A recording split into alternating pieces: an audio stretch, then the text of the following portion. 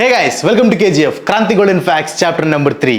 Fact number 1. తాబేళ్లు చాలా నిదానంగా కదులుతూ ఉంటాయి. దాదాపు 150 సంవత్సరాల వరకు బ్రతకగలవు. ప్రజెంట్ మన భూమి మీద ఉన్న ఓల్డెస్ట్ టార్టైస్ అయితే జొనాథన్ 191 సంవత్సరాలు. చాలా వరకు తాబేళ్లు ఇలా బ్లూ కలర్లో ఉంటాయి, కొన్ని డిఫరెంట్గా కూడా ఉంటాయి.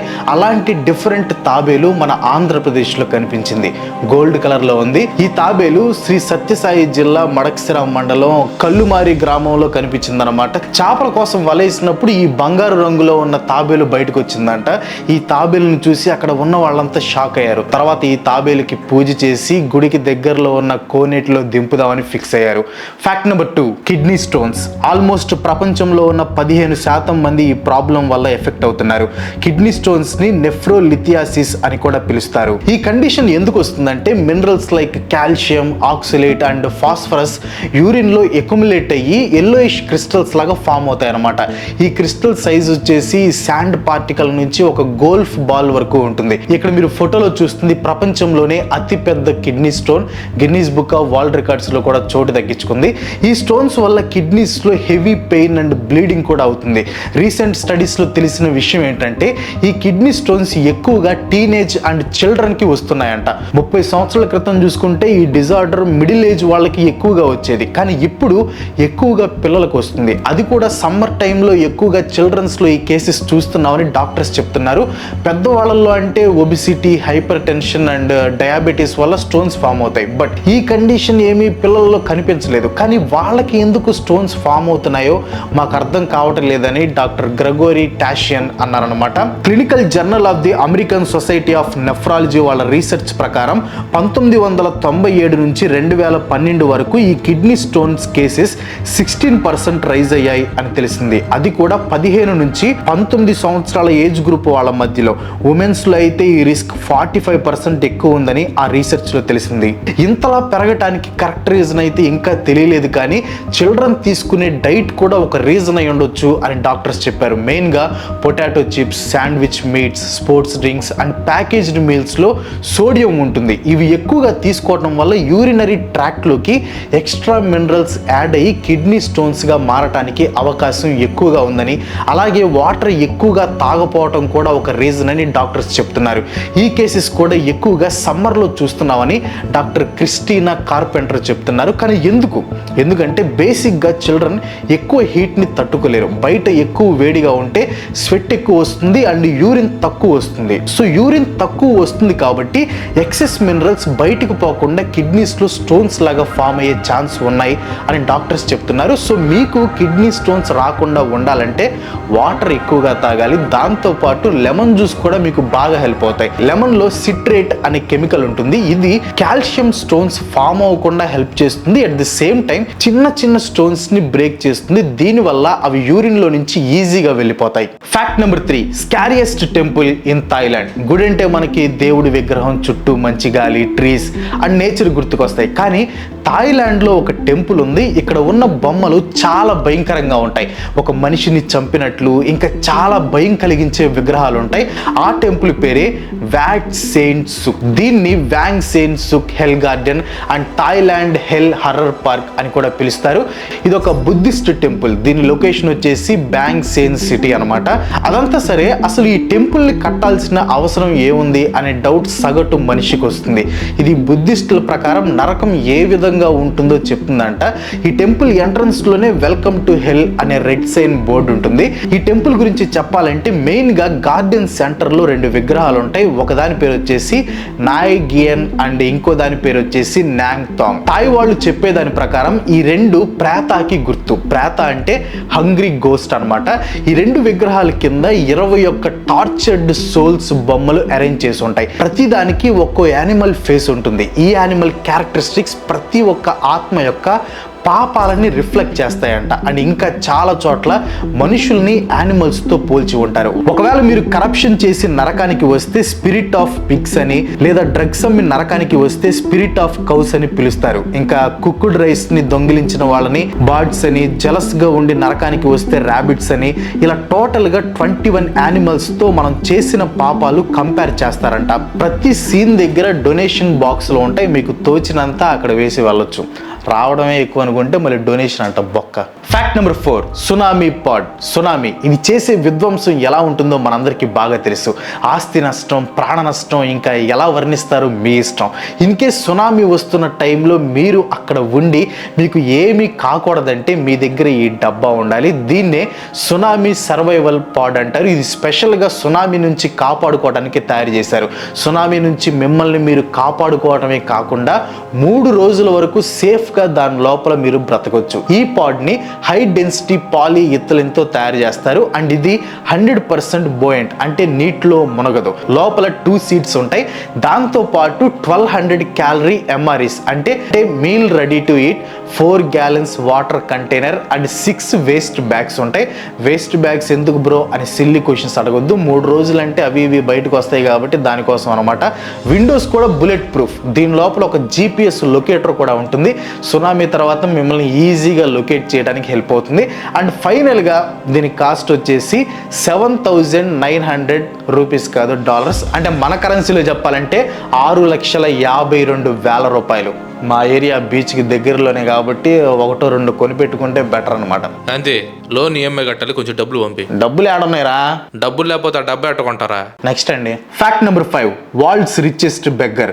బెగ్గర్స్ అంటే జనరల్గా ఇల్లు వాకిల్ లేకుండా వాళ్ళని వీళ్ళని డబ్బులు అడుగుతూ ఉంటారు. రిచెస్ట్ పర్సన్స్ అంటే మనకి Elon Musk, Jeff Bezos, Ambani, Adani ఇలాంటి వాళ్ళు గుర్తొస్తారు. బట్ బెగ్గర్స్లో కూడా రిచ్ బెగ్గర్స్ ఉంటారు. షాకింగ్ ఏంటంటే ఇప్పుడు నేను చెప్పబోయే బెగ్గర్ ఆస్తి మనందరికంటే ఎక్కువ ఉంటుంది. గర్వించదగ్గ విషయం ఏంటంటే అతను మన ఇండియాకి చెందినవాడే. అతని పేరే భారత్ జైన్. ఇతను ముంబై స్ట్రీట్స్లో ఛత్రపతి శివాజీ టెర్మినల్ అండ్ ఆజాద్ మైదాన్ ప్లేస్లో చినిగిపోయిన బట్టలు వేసుకుని అడుక్కుంటూ కనిపిస్తాడు.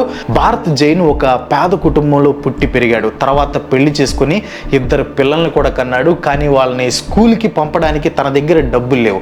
అప్పుడే ఒక ఐడియా వచ్చింది, అదే బెగ్గింగ్. సో ఇంకా అడుక్కోవడం స్టార్ట్ చేశాడు. స్టార్టింగ్లో చాలా తక్కువ వచ్చేదంట, కానీ ఇప్పుడు అతను రోజుకి 2,500 రూపాయల వరకు అడుక్కొని సంపాదిస్తున్నాడు.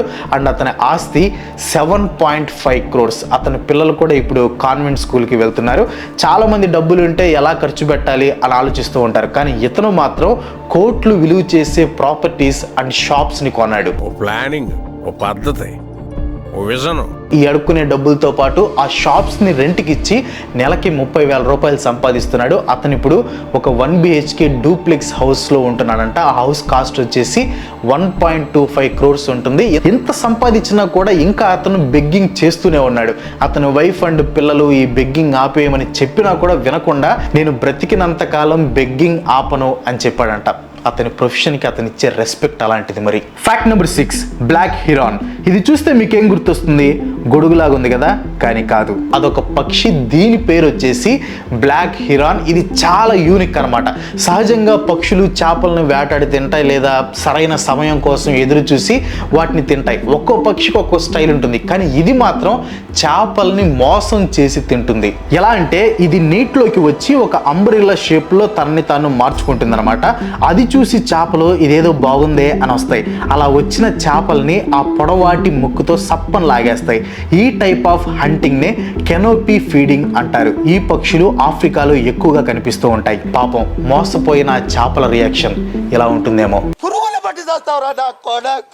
Fact number 7, anti gravity jar. ఈ జార్ని చూడండి, ఇది చెన్నై మ్యూజియంలో ఉంది. దాదాపు 5,000 సంవత్సరాల క్రితం నాటిది. మీరు అనుకుంటున్నట్లు ఇది నార్మల్ జార్ కాదు, ఇది ఒక మ్యాజికల్ జార్. జార్ మధ్యలో కృష్ణుడి బొమ్మ ఉంటుంది. అండ్ ఈ జార్ కింద ఒక హోల్ కూడా ఉంటుంది. జార్లో వాటర్ పోస్తే ఆ వాటర్ జార్ నుంచి కిందకి రాదు. కానీ ఎప్పుడైతే మనం కృష్ణుడి కాళ్ళ దాకా నీళ్లు పోస్తామో అప్పుడు మొత్తం వాటర్ కిందకి పారుతుంది. ఇది ఒక చిన్న సైన్స్ ట్రిక్. ఈ జార్లో సిఫాన్ అనే యూ షేప్డ్ ట్యూబ్ ఉంటుంది. ఈ ట్యూబ్ కి 2 ends ఉంటాయి. ఒక ఎండ్ ఏమో కింద హోల్ ఉంటుంది అని చెప్పా కదా, ఆ హోల్ కి ఈ సిఫాన్ అటాచ్ చేసి ఉంటారు. అండ్ ఇంకో ఎండ్ ఫ్లోర్ సర్ఫేస్ కి అటాచ్ అవ్వకుండా కొంచెం పైకి ఉంటుంది. ఎప్పుడైతే మనం జార్లోకి వాటర్ పోస్తామో ఈ సిఫాన్ ఆ వాటర్ ని కిందకి పంపదు. కానీ యూ షేప్డ్ బెండ్ వరకు పోస్తే అప్పుడు వాటర్ ని కిందకి పంపుతుంది. కరెక్ట్ గా ఈ బెండ్ దగ్గరే లార్డ్ కృష్ణ కాళ్ళు ఉంటాయి. సో అది ఈ జారు వెనక ఉన్న రహస్యం. కానీ అందరినీ ఆశ్చర్యానికి గురి చేసే విషయం ఏంటంటే అన్ని వేల సంవత్సరాల క్రితం ఈ జార్ని ఎలా తయారు చేశారని మన పూర్వీకులు ఎంత తెలివైన వాళ్ళు చెప్పడానికి ఇది ఒక చిన్న example. Fact number 8, crazy riddles. మీ మెదడుకి పదును పెట్టే ఒక 5 రిడిల్స్ తీసుకొని వచ్చాను. ఆన్సర్ చెప్పడానికి ట్రై చేయండి, కింద ఖచ్చితంగా కామెంట్ చేయండి. ఫస్ట్ది, కౌ అనే వర్డ్ని 3 లెటర్స్తో మనం రాస్తాం, కానీ ఈ కౌ అనే వర్డ్ని 13 లెటర్స్ యూజ్ చేసి మీరు రాయగలరా? 5 సెకండ్స్ టైం.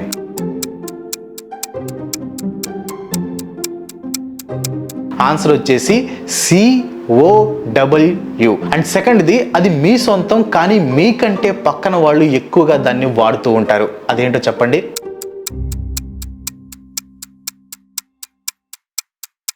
ఆన్సర్ వచ్చేసి మీ పేరు. అండ్ థర్డ్ వన్, దీనికి హెడ్ అండ్ టైల్ ఉంటుంది కానీ బాడీ ఉండదు. అదేంటి?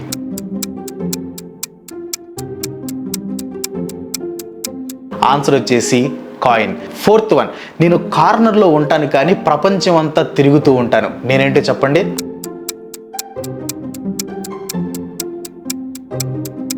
ఆన్సర్ వచ్చేసి లెటర్ స్టాంప్. అండ్ ఫిఫ్త్ది, ఏ ఆల్ఫాబెట్కి ఎక్కువ వాటర్ ఉంటుంది?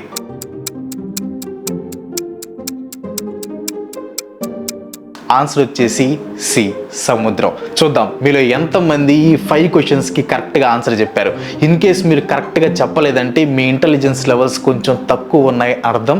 మీరు మీ ఫ్రెండ్స్ కంటే ఇంటెలిజెన్స్ అవ్వడానికి మీకు చిన్న ట్రిక్ చెప్తాను. కింద సబ్స్క్రైబ్ బటన్ ఉంది కదా, ఆ బటన్ ప్రెస్ చేసి పక్కనే ఉన్న గంటను కూడా కొట్టండి. అంతే సింపుల్. మీరు మీ ఫ్రెండ్స్ కంటే ఇంటెలిజెన్స్ అవుతారు, నాది గ్యారంటీ. ఒకసారి ట్రై చేయండి, it's free. Fact number 9, prisoner fooled entire police team. మామూలుగా మన ఇంట్లో మన మమ్మీస్ ఈరోజు ఏం చేయాలి అని అడుగుతూ ఉంటారు. నాకు ఇది కావాలి అంటే వాళ్ళు చేసి పెడతారు. కానీ అంత కష్టపడి చేసిన తర్వాత నాకు తినాలని లేదు, నాకు వద్దు అని మీరంటే మీ మమ్మీ రియాక్షన్ ఎలా ఉంటుంది? సేమ్ ఇలాంటి సిచ్యువేషన్ ఒకటి రియల్గా జరిగింది, బట్ తల్లి కొడుకుల మధ్యలో కాదు, ఒక పోలీస్ ఖైదీ మధ్యలో. ఇతని పేరు వచ్చేసి లారెన్స్ బ్రీవర్. టెక్సాస్కి చెందిన మనిషి. ఒక మర్డర్ చేశాడు, గిఫ్ట్ కింద ఉరిశిక్ష వేశారనమాట. ఇతనంటే ఏ ఖైదీకి కూడా పడదు. మామూలుగా ఉరిశిక్ష వేసే ముందు చివరి కోరిక ఏంటో అడుగుతారో అలా కొంతమంది ఫేవరెట్ ఫుడ్ని చేయమని అడుగుతారు. సేమ్ లారెన్స్ కూడా ఒక పెద్ద లిస్ట్ ఆర్డర్ ఇచ్చాడనమాట. ఆర్డర్లో 2 చికెన్ ఫ్రైడ్ స్టేక్లు, triple meat bacon cheeseburger, a large bowl of fried okra, pound of barbecue, cheese omelette with ground beef, tomatoes, onions, jalapenos, meat lovers pizza, 3 root beers, dessert, pint of bluebell ice cream and a slab of peanut butter fudgy with crushed peanuts. ఇన్ని items చేయమని order ఇచ్చాడు. Lawrence చెప్పినట్టే prison వాళ్ళు prepare చేశారనమాట. అతని ముందు పెట్టిన తర్వాత సింపుల్గా, నాకు ఇప్పుడు ఆకలిగా లేదులే, మీ అటెన్షన్కి థ్యాంక్స్ అని చెప్పాడు. ఒక్కసారి ఊహించుకోండి, ఇంత కష్టపడి అన్ని ఐటమ్స్ చేసిన తర్వాత సింపుల్గా నాకు ఇప్పుడు ఆకలి లేదు అంటే అక్కడ ఉన్న పోలీసు వాళ్ళ సిచ్యువేషన్ ఎలా ఉంటుందో. మనోడు చేసిన పనికి లాస్ట్ మీల్ బిఫోర్ డెత్ని టెక్సాస్లో బ్యాన్ చేశారు. ఆ విధంగా మనోడు పోలీసు వాళ్ళని ఫూల్ చేశారు అనమాట. Fact number 10, world's most expensive coffee. కొంతమందికి ఇది లేకుండా రోజు గడవదు, వాళ్ళలో నేను కూడా ఒకనే. జనరల్గా రోజుకి ఒక 10 రూపీస్ కాఫీ పొడికి ఖర్చు అవుతుంది ఇంట్లో చేసుకుంటే. కానీ ఒక కాఫీ ఉంది, దానికి పెట్టే డబ్బుతో మీరు 28 సంవత్సరాల పాటు కాఫీ తాగొచ్చు. నేను చెప్పే కాఫీ కాస్ట్ వచ్చేసి కేజీ $1,300 ఉంటుంది. మన ఇండియన్ కరెన్సీలో చెప్పాలంటే 1,08,000 రూపాయలు. ఆ కాఫీ పేరే కోపీ లువాక్. దీన్ని క్యాట్ పూప్ కాఫీ అని కూడా పిలుస్తారు. ఎందుకు ఈ కాఫీ అంత కాస్ట్ అంటే దీని ఫ్లేవర్ ఆర్ టేస్ట్ వల్ల కాదు, ఇది చేసే విధానం వల్ల. కాఫీ విత్తనాలు ఇలాంటి చెర్రీస్లో ఉంటాయి అన్నమాట. ఈ చెర్రీస్ అంటే సివెట్ క్యాట్కి మహాప్రాణం. ఫస్ట్ ఈ సివెట్ క్యాట్ ఆ చెర్రీస్ని తింటుంది, పైన పార్ట్ వరకు డైజెస్ట్ అవుతుంది, కానీ కాఫీ బీన్స్ని డైజెస్ట్ చేసుకోలేక షిట్లో నుంచి బయటికి పంపుతుంది. బయటికి వచ్చిన ఈ కాఫీ బీన్స్ ఇలా పర్ఫెక్ట్గా ఉంటాయి. అండ్ ఇవి హై క్వాలిటీ బీన్స్ కూడా. ఫార్మర్స్ వాటిని తీసుకొని శుభ్రంగా కడిగి కేజీ ₹1,00,000 అమ్ముతారు. తక్కువ రేట్లో కూడా ఉంటాయి. హై క్వాలిటీవి కావాలంటే కేజీ ₹1,00,000 వరకు ఉంటాయి. బేసిక్గా వీటికి మంచి డిమాండ్ ఉంది, బట్ సప్లై చాలా తక్కువ, అందుకే వీటి రేట్ చాలా ఎక్కువ. అండ్ దీని ఫ్లేవర్ అండ్ టేస్ట్ కూడా నెక్స్ట్ లెవెల్లో ఉంటుందంట. మీలో ఎవరికైనా ఛాన్స్ వస్తే ఈ కాఫీ తాగుతారా? కింద కామెంట్ చేయండి. Fact number 11, gangster with Z plus security.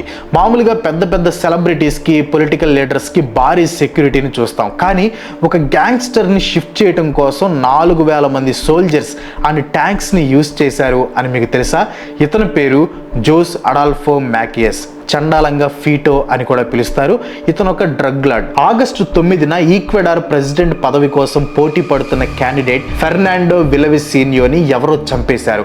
Mister విలవిసీనియోని ఫీటోని చంపి ఉంటాడు అనే ఆరోపణలు కూడా ఉన్నాయి. ఎందుకంటే గతంలో ఫీటో ఫెర్నాండోని చంపేస్తా అని బెదిరించేవాడు కూడా.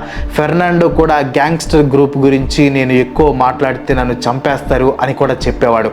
అండ్ ఫీటో ఎన్నో క్రైమ్స్ చేయటం వల్ల 34 సంవత్సరాల జైలు శిక్షని అనుభవిస్తున్నాడు. 2011 నుంచి గ్వయాక్విల్లో ప్రిజన్ 8లో బందీగా ఉన్నాడు. ప్రిజన్ 8 నుంచి లా రోకా అనే జైలుకి షిఫ్ట్ చేయాలని Ecuador president Guillermo lasso orders pass చేశాడు. చిన్న సెక్యూరిటీ పెడితే సినిమా రేంజ్ లో తప్పించుకుంటాడని పోలీసులు కూడా సినిమా రేంజ్ లో 4,000 మంది సోల్జర్స్ తో సెక్యూరిటీని ఏర్పాటు చేశారు. Fact number 12, lover cuts electricity to meet boy friend. Lover ని కలవటానికి చాలా మంది చాలా రకాల అబద్ధాలు చెప్తూ ఉంటారు. కాలేజీకి వెళ్తా అని ఇంట్లో చెప్పి బంక్ కొట్టి లవర్తో తిరగటం, ఫ్రెండ్స్కి ఏమో ఇంట్లో ఫంక్షన్ ఉంది మావా నేను రాలేను అని చెప్పి లవర్తో పొదల్లోకి వెళ్ళటం, ఇలా చేస్తూ ఉంటారు. ఇలాంటి చిన్న చిన్న అబద్ధాలు అయితే ఓకే, కానీ లవర్ని కలవటం కోసం ఊరంతా కరెంట్ కట్ చేస్తే ఎలా ఉంటుంది? ఈ కథ బీహార్లో జరిగింది. ట్విస్ట్ ఏంటంటే చేసింది అబ్బాయి కాదు, ఒక అమ్మాయి. ఆ వీరనారి పేరు ప్రీతి. ఆమె బాయ్ ఫ్రెండ్ పేరు వచ్చేసి రాజ్ కుమార్ అనమాట. రోజు నైట్ కరెంట్ కట్ చేసి తన బాయ్ ఫ్రెండ్ ని మీట్ అవుతుందంట. రోజు కరెంట్ పోతే ఎవరికైనా ఇబ్బందే కదా. సో ఆ ఊరి ప్రజలు లోకల్ ఎలక్ట్రిసిటీ డిపార్ట్మెంట్ కి కంప్లైంట్ ఇచ్చారు. కానీ సిచ్యువేషన్ ఏమీ చేంజ్ అవ్వలేదు. ఇంకా ఊరి వాళ్ళే రంగంలోకి దిగారు. వీళ్ళిద్దరిని ఒకే చోట చూసి కొంచెం బెదిరించగానే అసలు విషయం చెప్పేశారు. ఆ ఊర్లో నైట్ టైం దొంగతనాలు కూడా జరిగావంట. మీ ప్రేమ మా చావు మీదకి వచ్చేలా ఉంది కదరా అని ఇలా మళ్ళీ దొంగతనాలు, పవర్ కట్ జరగకుండా ఉండటానికి ఆ ఊరోళ్ళే వాళ్ళిద్దరికి పెళ్లి చేశారు. ఆ రోజు నుంచి ఆ ఊరంతా చాలా హ్యాపీగా ఉంది. Fact number 13, praying mantis. ఇవి జనరల్ గా మనకి ఫీల్డ్స్ లో కానీ లేదా గ్రౌండ్స్ లో కానీ కనిపిస్తూ ఉంటాయి. కానీ ఈ పురుగులకి ఒక వింత హ్యాబిట్ ఉంది. అది కూడా ఫిమేల్ మ్యాంటిస్ కి. సెక్స్ జరుగుతున్నప్పుడు లేదా సెక్స్ అయ్యాక వాటి పార్ట్నర్ అంటే మేల్ ప్రేయింగ్ మ్యాంటిస్ హెడ్ ని యాపిల్ కాయ తిన్నట్టు తినేస్తాయి. ఈ బిహేవియర్ ప్రేయింగ్ మ్యాంటిస్ లోనే కాదు, ఇంకా కొన్ని ఇన్సెక్ట్స్ లో కూడా మనం చూడొచ్చు. లైక్ ఏవ్ black widow spiders, Australian funnel web spiders, red back spiders, ఇలా కొన్నిట్లో చూడొచ్చు అనమాట. కానీ ఈ ఇన్సెక్ట్స్ అలా ఎందుకు చేస్తాయి? దానికి రీజన్ ఏంటి? మామూలుగా మేల్ ప్రేయింగ్ మ్యాంటిస్ ఇలా జరగకూడదు అని ట్రై చేస్తాయి, కానీ చాలా మేల్ మ్యాంటిస్లు ఇలా తన పార్ట్నర్ చేత చంపబడతాయి. ఇలా మేల్ మ్యాంటిస్ హెడ్ని తినడం వల్ల ఫిమేల్ మ్యాంటిస్లు గుడ్లు ఎక్కువగా పెడతాయి. ఎందుకంటే మేల్ మ్యాంటిస్ బాడీలో ఎగ్స్ పెరగడానికి కావలసిన న్యూట్రియంట్స్ ఉంటాయంట. దాంతోపాటు తన పార్ట్నర్ బాడీ పుట్టబోయే పిల్లలకి ఆహారంగా కూడా హెల్ప్ అవుతుందని ఫిమేల్ మ్యాంటిస్లు నమ్ముతాయంట. ఇంకో రీజన్ ఏంటంటే హెడ్ని తినడం వల్ల ఒక నర్వ్ ఇంపల్స్ రిలీజ్ అవుతుంది. ఈ నర్వ్ ఇంపల్స్ రిలీజ్ అవ్వటం వల్ల మేల్ సెక్స్ పర్ఫార్మెన్స్ బలంగా ఉంటుందంట. దీనివల్ల ఫెర్టిలైజేషన్ అనేది సక్సెస్ఫుల్ అవ్వడానికి ఛాన్సెస్ ఎక్కువ ఉంటాయంట. Fact number 14, pharaohs ritual to keep Nile running. ఇది కొంచెం వేర్డ్ ఫ్యాక్ట్ బట్ ఇంట్రెస్టింగ్ గా ఉంటుంది. ఈజిప్ట్ మిథాలజీ ప్రకారం గాడ్ ఆఫ్ క్రియేషన్ పేరు ఆటమ్. ఆ దేవుడు ఒకరోజు హస్తప్రయోగం చేయాలి అని నిర్ణయించుకున్నాడు. ఆటమ్ తనని తాను సృష్టించుకున్నాడు. ఆటమ్ మాస్టర్బేట్ చేసుకోవటం వల్ల షూ అండ్ టెఫ్నెట్ అనే ఇద్దరు గాడ్స్ క్రియేట్ అయ్యారు. అందరినీ క్రియేట్ చేయడం కోసం, అలాగే మొత్తం ప్రపంచాన్ని సృష్టించడం కోసం ఇంకా మాస్టర్బేషన్ చేశాడంట. ఇంకో వెర్షన్ ఏంటంటే అతను ప్రపంచాన్ని క్రియేట్ చేయడం కోసం తుమ్మాడు లేదా ఉమ్ము వేశాడు అని కొన్ని వెర్షన్స్ కూడా ఉన్నాయి. ఆటంతో శృంగారంలో పాల్గొనడానికి ఎవరు లేరు. సో అతనికి మాస్టర్బేషన్ ఒక్కటే సంతానం కలిగించుకోవడానికి ఉండే మార్గం. తర్వాత ఈజిప్ట్లో ఫరో రాజుల్ని భూమి పైన దేవుళ్ళుగా కొలిచేవారు. సృష్టిని ముందుకు తోసే భారం అతని మీద పడింది. సో ప్రతి సంవత్సరం సమ్మర్ సీజన్ చివరి నెలలో ఫరో రూల్ని జరుపుకునే మిన్ ఫెస్టివల్ సందర్భంగా ఫరో బహిరంగ వేడుకల్లో నైల్ రివర్ దగ్గరికి చేరుకుంటాడు. అతను తన డ్రెస్ని తీసేసి నైల్ రివర్ దగ్గర మాస్టర్బేట్ చేసి రివర్లో ఎజాక్యులేట్ చేస్తాడనమాట. ఫరో రాజు ఇలా చేయడం వల్ల వచ్చే సంవత్సరం వరకు కూడా నైలు నది బాగా ప్రవహిస్తుంది అని వాళ్ళు గట్టిగా నమ్ముతారు. మీరేంటో మీ విధానాలు ఏంటో ఇప్పటికి నాకు అర్థం అవరో బాబు. That's all for today. ఈ వీడియో మీకు అనిపించింది కింద కామెంట్ లో పోస్ట్ చేయండి. ఇలాంటి ఫ్యాక్ట్స్ మరెన్నో చూడాలనుకుంటే వెంటనే మన ఛానల్ కి సబ్స్క్రైబ్ అయిపోండి. ఇంకో మంచితో మళ్ళీ కలుసుకుందాం. సెలవు. Bye bye.